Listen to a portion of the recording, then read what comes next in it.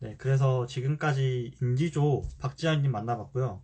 또 지금 발달조에서 한 분이 나도 좀 나오고 싶다. 나도 할 얘기가 많다 하셔가지고 우리 발달조 김민경님을 모셔볼게요. 잠시만요. 안녕하세요. 안녕하세요. 네, 우선 저희 유튜브에 처음 나오시는데 간단하게 자기소개 한번 부탁드려도 될까요? 저는 이번 UMA 10기 발달조에서 활동했었던 중앙대학교 심리학과의 김민경이라고 합니다. 안녕하세요. 안녕하세요. 댓글에서도 다들 격하게 반겨주시는 것 와, 같고요. 네. 또 발달도에서도 되게 흥미로운 연구를 한 걸로 제가 알고 있는데 혹시 어떤 연구를 하셨는지 간단하게 설명해 줄 수 있을까요?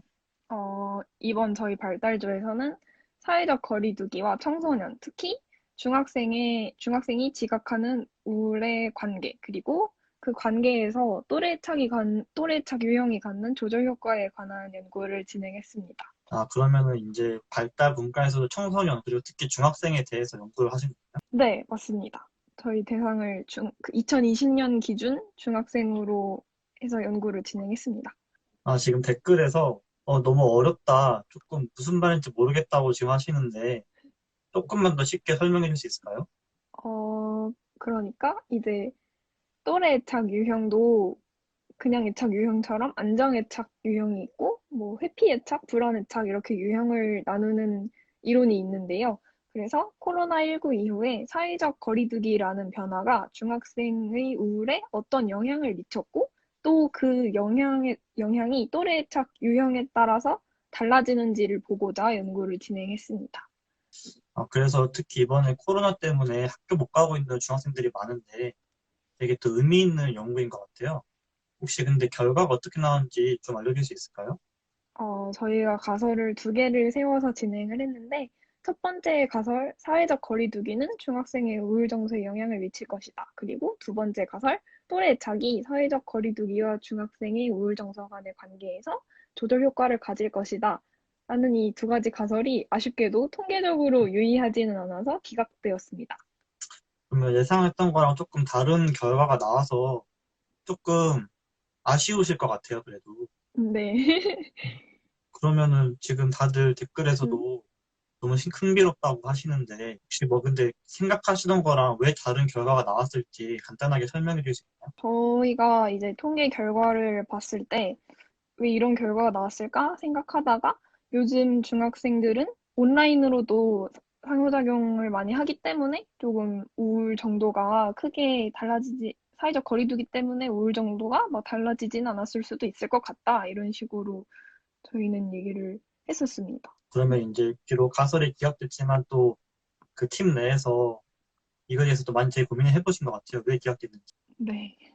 그래서 이제 다른 연구들에서는 이 또래 착이나 사회적 거리두기 말고도 다른 요인을 가지고 청소년의 우울을 연구할 수 있지 않을까 그런 얘기를 했었습니다. 그래서 이렇게 분석하시는 과정에서 또 하신 연구가 비록 이제 유의미한 영향이 없었지만 뭐 어떤 의의라든가 그런 걸 좀 발견할 수 있었을 것 같은데 혹시 어떤 의미들이 있을까요? 저희가 세웠던 이 가설 자체는 기각되었지만 코로나 이전과 이후 우울을 측정했을 때 이후의 우울 수준이 조금 더 높아졌기 때문에 이 연구 결과를 가지고 또 다른 이 우울에 영향을 미친 요인이 어떤 것이 있을지 그런 연구에 대한 바탕이 될 것이라고 생각했고요. 또 요즘 세대 청소년들이 우울을 극복하는 방식, 아까 말씀드렸던 것처럼 좀 온라인 SNS를 통한 상호작용을 통해서 거리두기로 인한 단절을 보완했을 수도 있기 때문에 변화하는 청소년 세대에 맞춰서 새로운 방식, 다른 이론으로 연구를 도입해야 한다는 시사점, 그런 의미를 갖지 않을까 생각했습니다. 근데 또 이렇게 중학생들 대상으로 연구하시다 보니까 아무래도 뭐라 그래야 되지? 되게 옛날 생각도 많이 났을 것 같아요. 네. 그래가지고 뭐 저도 이제 중학교를 졸업한 지 꽤 됐는데 혹시 뭐 그런 뭐 에피소드 같은 거 없었나요? 뭐 중학교를 가고 싶다라던가. 그 뭐지? 조원분 중에 어떤 조원분의 어머니가 청소년 관련 센터에서 일을 하셨는데 그분이 말씀하신 게 요즘 애들은 너희 때랑 되게 달라서 뭐 음. 좀 연구 결과가 다를 수도 있다. 이런 식으로 그래서 저희도 좀 세대 차이를 좀 느꼈던 것 같아요. 그래서 요즘 진짜 많이 바뀌기도 하고 세대 차이도 느끼셨을 것 같은데 댓글에서 그래서 좀 청소년 연구를 하시는데 조금 그 성인 연구에 비해서 힘든 점 없었냐 이런 댓글이 좀 올랐거든요. 네. 저희 팀원들도 혹시라도 좀 불성실한 답변이 많거나 또 이제 저희 설문지에서 과거랑 현재를 나누어서 측정을 했기 때문에 설문지가 좀 긴 편이었어요. 그래서 청소년들의 집중도가 좀 중간에 떨어지진 않을지 고민을 했었는데 다행히도 진짜 거의 모든 분들이 아주 성실하게 답변을 해주셔서 큰 어려움은 없었습니다. 그래서 이렇게 청소년들은 또 저희가 성인 연구 같은 대학생 연구 같은 경우는 뭐 대학교 커뮤니티 같은 데서 구할 수 있는데 네. 혹시 어떻게 그 응답자를 수집하셨는지 좀 궁금하거든요.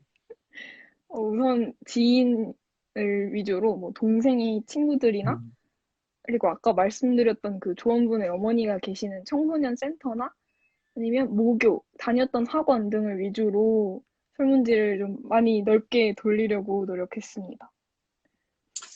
지인으로도 하는 게 가장 모으기가 조금 이런 내용들은 또 다음 기스 발표하는 데도 큰 도움이 될 것 같아가지고 네, 꿀팁 감사합니다. 그래서 또 이제 이번 연도 같은 경우는 비대면으로 진행했잖아요. 연구를. 그래서 좀 네. 비대면으로 활동하시면서 힘든 점은 없으셨나요? 우선 발달 심리 연구는 대면으로 진행하는 경우 굉장히 많다고 저희 조 멘토님께서 말씀을 해주셨었는데요. 비대면 온라인 이제 설문지로 진행하려니까 생각보다 좀 신경 쓸 일들이 많았던 것 같아요. 이제 우울 척도, 뭐 또래 척, 유형 척도를 어떤 순서로 제시할지, 이 순서에 막 큰 영향을 받을지, 또 저희가 이 단어를 썼을 때 의도와는 다르게 해석되지 않을지, 이러한 부분들을 좀 신경 쓰느라 그런 부분들을 온라인이기에 좀 꼼꼼히 봤던 것 같습니다. 아무래도 대면으로 이렇게 뭔가 설명을 하거나 실험을 하면은 즉각적으로 좀 이렇게 네. 소통을 할 수 있는데 그렇지 못해가지고 우리 발달조도 그렇고 여러 조에서도 이번에 특히 많이 힘들었을 것 같아요. 너무 멋있다고 댓글에서 꼼꼼하시다고 하시네요. 감사합니다. 끝으로 그러면은 다음 기수 발표단한테 한마디 해줄 수 있을까요?